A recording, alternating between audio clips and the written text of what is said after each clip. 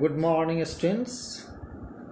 Here, I hope that you might have understood in the first video what are the things that are relevant to be understood, and here now I will explain you the things that really makes the Grand Central Station grow up like a big tree that is full of branches, and how rapidly it grows on. And you will also know certain facts that are added here.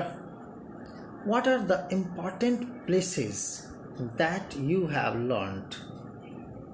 What are these things that you must know?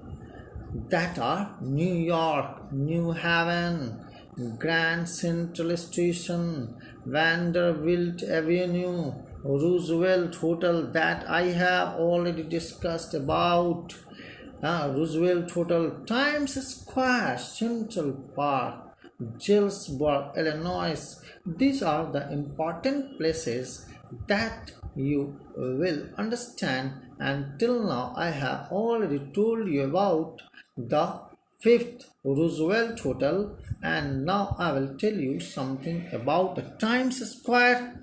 Nobody knows about feeling its way under the city right way. On its way to Times Square, which is a place, and it may be another to Central Park. Because there were so many people through the years, Grand Central has been an exit, a way of escape. Maybe that is how the tunnel Charlie got into. But he never told his psychiatrist friend about that very idea that he had ever gone to that very path. The corridor Charlie was in began angling left, moving left, and then slanted downward. It went downward. He began to think it was wrong, but he kept on walking. He continued walking. All he could hear was the empty sound of his own when he went down. He did not pass a soul there. It was a crowded place, but when he went down, he could not see any person there. It means that it was an open space and people were talking. The tunnel turned sharp left, and he went down a short flight of stairs, came out on the third level at Grand Central Station. For just a moment, he thought he was back on the second level. But he saw the room was smaller. There were few ticket counters, ticket windows. What does it mean? Train gates were there, and the information booth was also available. In the center was wood and old looking. There was a man in the booth who had put on a green eye shade and long black sleeve protectors. This man was strange. The lights were dim and sort of flickering light. Then he saw why they were open flame gas light. They were open gas flame lights. There were some brass sputons. All this reminded him of the architecture of 1800s. Further, he sees people in outdated outfits, dresses. When he noticed the date in the newspaper, The World, he sees it was 11 June 1894. When he tries to buy 2 tickets, he realizes that he needs old currency that he did not have. He always wanted to travel to Galesburg with his wife, Louisa. And whoever doesn't want to travel, everyone wants to travel with his wife to a certainly beautiful place. Back in his head, it is a wonderful town still with big old frame houses, huge lawns, and tremendous trees. He wanted to. The place has pleasant and long summer dusks, long summer evenings. People have ample of time, plenty of time.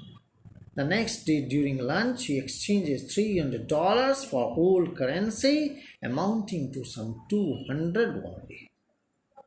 Means old currencies were more valuable than the present one. In addition, the amount does not bother him. Why? Because he believes that everything there will be cheaper. He could never again find the corridor that leads him to the third level.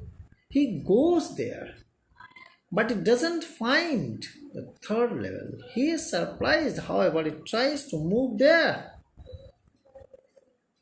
He caught a glimpse of a locomotive, a very small carrier on ice locomotive with a funnel shaped stack, and then he could understand. This was the train that was funnel shaped, and it was the small carrier and ice locomotive. He really saw this. And what did he find? Here it is another one that he could see. It was really a wonderful sight for him that he lived in the present world and how old this was. He was surprised. So he walked over to a newsboy and glanced at the stack of papers at his feet. It was the world. And the world has not been published for so many years. The lead story that told him something, it was about President Cleveland. He had found that the front page since the public library files, and it was printed June 11, 1894. What did happen in Jalesburg at the time I will tell you just now. You will understand. There was wonderful evenings. Summer was very pleasant. In the evenings, wife and husbands, the couples sat in their lawns. Women were waving palm leaf fans with the fireflies all around. That was a peaceful world, and there, with the First World War still 20 years off, and World War II over 40 years in future, he wanted 2 tickets for that. And really, the clerk figured that. He glanced at his fancy headband and figured the fare. He became very furious because he really did not like it when he just opened and looked at the cash drawer beside him. Of course, the money was of old style bills, half again as big as the money they used now in those days. He turned away and got out fast because there was nothing nice about jail. He didn't like to go to jail even in 1894. He left the same way he came, and he talked with his friends, and then he again wanted to do something.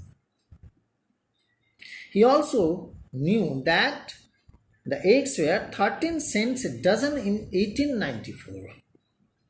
Eggs were 13 cents a dozen in 1894. How cheap they were. When his wife came to know about this, she asked him to stop looking unexpectedly. His friend Sam Winner also disappeared, and his wife keeps on looking for him. For in the weekends, moreover, Sam was the one whom Charlie shares his ideas about Jalesburg. and wanted to know something. Charlie inherited the hobby of stamp collection from his grandfather. And someday, while looking at the stamp collection, Charlie finds a letter that was earlier not there. It has the postmark on a faded 6-cent stamp. You must remember 6-cent stamp with a picture of President Garfield. Further, the envelope read as 18 July 1894 to Charlie's grandfather. Who was that? Charlie's grandfather, 18 July 1894 in Jalsberg, and it addresses Charlie. Really, it was a wonderful thing that he could discover. And here you will understand most of the things. I hope in the next you will understand more. Thank you, children. In the third video, I will conclude this chapter. Thanks all of you for listening. Thank you.